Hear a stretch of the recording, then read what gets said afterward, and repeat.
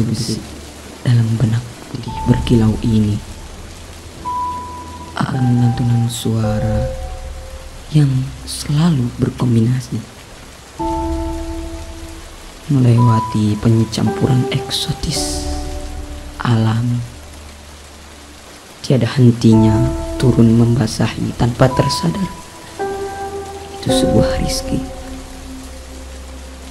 Tapi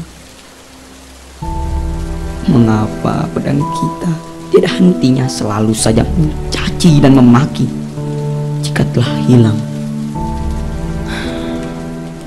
Kita berharap kembali.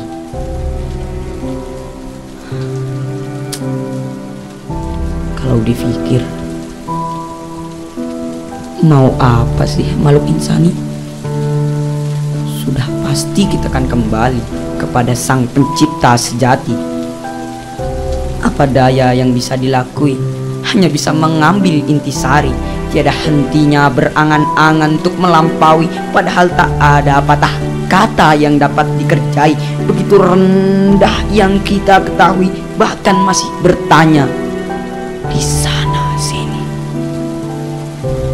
Lah, kok seperti itu malah mau membasmi?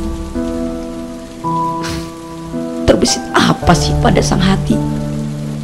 Kalau sudah ternodai, kenapa tak mau sedikit untuk mencicipi, mencoba kembali menjadi suci agar tak ada yang menghantui di kehidupan roh tentram nan suci, dan kembali dalam keadaan fitrah Islam.